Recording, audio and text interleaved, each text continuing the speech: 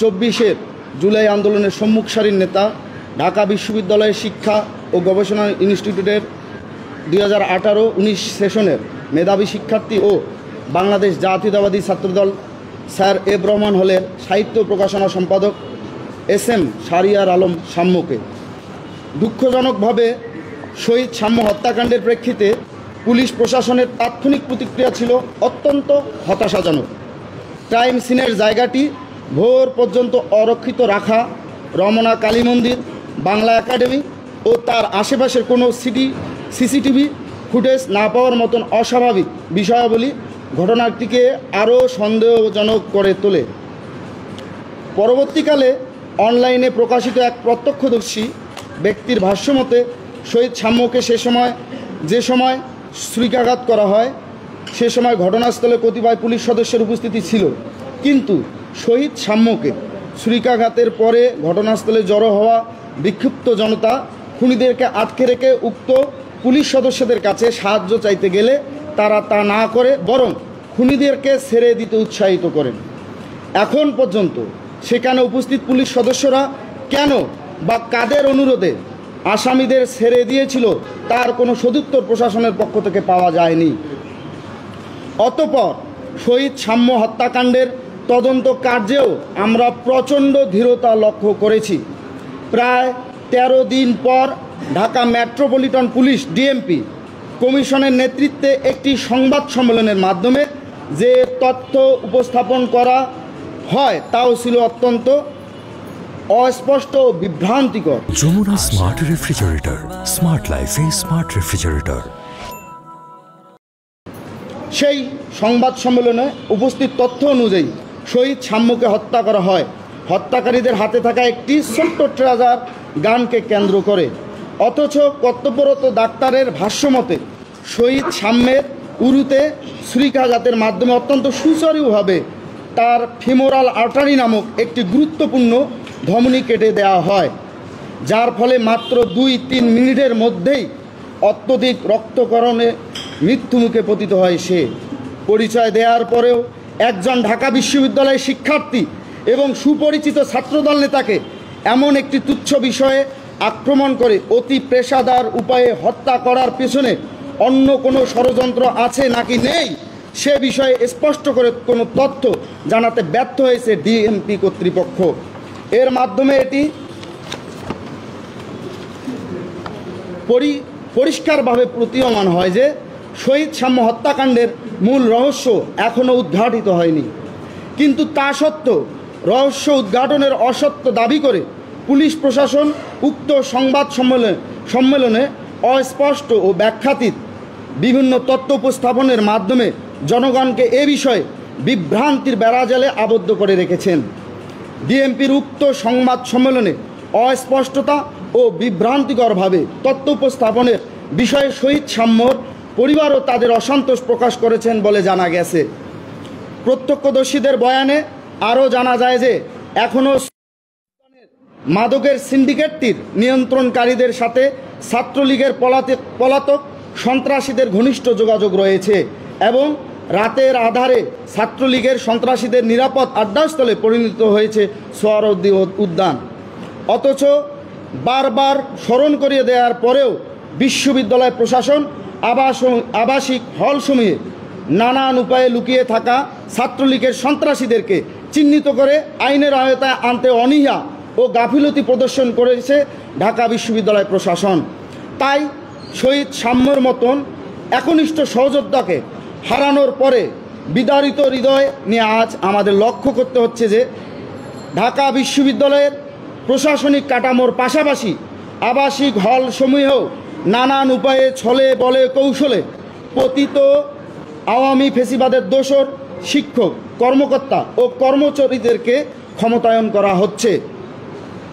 চিহ্নিত করে বেকায়দায় ফেলা হচ্ছে বিগত সময়ে ফেসিবাদ বিরোধী আন্দোলনের সাথে বিভিন্নভাবে জড়িত কর্মকর্তা কর্মচারীদের।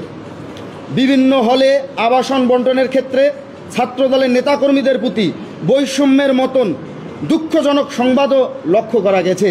জানা গেছে যে হল প্রশাসন সমূহের অসহযোগিতা ও স্পষ্ট বৈষম্যমূলক আচরণের কারণে ফেসিবাদী আওয়ামী লীগের শাসনামলের মতন এখনও বৈধভাবে হলে থাকার সুযোগ পাচ্ছে না বাংলাদেশ জাতীয়তাবাদী ছাত্র দলের অনেক নেতাকর্মী, যার ফলস্বরূপ দেখা যাচ্ছে যে হাজারো প্রাণের বিনিময়ে যে ফেসিবাদ থেকে বাংলাদেশ আজ মুক্ত হয়েছে, সেই ফেসিবাদী শক্তির জয় বাংলা স্লোগান দেওয়া হচ্ছে ঢাকা বিশ্ববিদ্যালয়ের আবাসিক হলসমূহে। দেয়ালে বিরাট আকারে লেখা হচ্ছে সেই ঘৃণ্য খুনিদের দলীয় স্লোগান।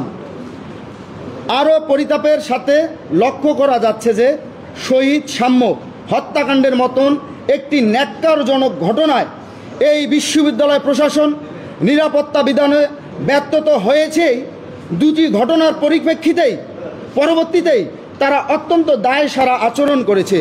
বিশেষ করে বিশ্ববিদ্যালয়ের শিক্ষার্থীরা শহীদ সাম্য নিহত হবার পরে ক্যাম্পাসের অভিভাবক হিসাবে উপাচার্যর সাথে নিজেদের আবেগ প্রকাশ করলে তিনি যেরূপ বালখিল্য ও অপেশাদার আচরণ করেছেন তা অনলাইনে ও অফলাইনে সর্বসাধারণ কর্তৃক অত্যন্ত সমালোচিত হয়েছে। মূলত এই সমালোচনার প্রেক্ষিতে উপাচার্য প্রক্টরের ইমেজ সংকট দেখা দিলে এর জবাব তাদের দায় এড়ানোর লক্ষ্য নিয়ে অতীতের মতোই প্রশাসনের পক্ষ হয়ে একদল সংঘবদ্ধ গোষ্ঠী অনলাইনে শহীদ সাম্য ও তার সন্তপ্ত পরিবারের ব্যক্তিবর্গ এবং বন্ধু বান্ধবদের জড়িয়ে ছড়ানো হয় নানাবিধ ভিন্ন গুজব। প্রতিনিয়ত অসত্য নানা তত্ত্ব ছড়িয়ে তৈরি করা হয়েছে বিভ্রান্তিকর নানান অপরাজনৈতিক ন্যারেটিভ। এসব উদ্দেশ্যমূলক অপপ্রচারের সর্বশেষ পর্বে দেখা গেছে যে যেসব স্বার্থান্বেষী গোষ্ঠী শহীদ সাম্য হত্যাকাণ্ডের সুষ্ঠু তদন্ত ও বিচারকে ঢাকা বিশ্ববিদ্যালয়ের কেন্দ্রীয় ছাত্র সংসদ ডাকসু ও হল সংসদ নির্বাচনের মুখোমুখি দাঁড় করিয়ে দিয়ে প্রশাসনের ব্যর্থতাকে আড়াল করার চেষ্টাও করেছে। অথচ বিশ্ববিদ্যালয় প্রশাসনকে ডাকসু ও হল সংসদের গঠনতন্ত্র সংস্কার ও ডাকসু নির্বাচন অনুষ্ঠানের মতো নিরাপদ ও সহনশীল পরিবেশ তৈরির লক্ষ্যে সর্বোচ্চ সহযোগিতা করেছে বাংলাদেশ জাতীয়তাবাদী ছাত্রদল। সংস্কার ও নির্বাচনের ক্ষেত্রে বাংলাদেশ জাতীয়তাবাদী ছাত্রদল যেসব প্রস্তাবনা রেখেছে সেসব বিষয়ে মৌলিকভাবে অন্যান্য অংশীদারের মতামতও অভিন্ন। অথচ এই অপরিণামদর্শী বিশ্ববিদ্যালয় প্রশাসন এসব বিষয়ে সকল অংশীদারের মতামতকে অগ্রাহ্য করে বিভিন্ন বিতর্কিত সিদ্ধান্ত নিয়ে যাচ্ছে। বারবার স্মরণ করিয়ে দেওয়ার পরেও ডাকসু নির্বাচন সুষ্ঠু সুন্দরভাবে আয়োজনের জন্য অনুকূল পরিবেশ তৈরির ক্ষেত্রে কার্যকর পদক্ষেপ গ্রহণে প্রচণ্ড অনীহা দেখিয়ে আসছে এই বিশ্ববিদ্যালয় প্রশাসন।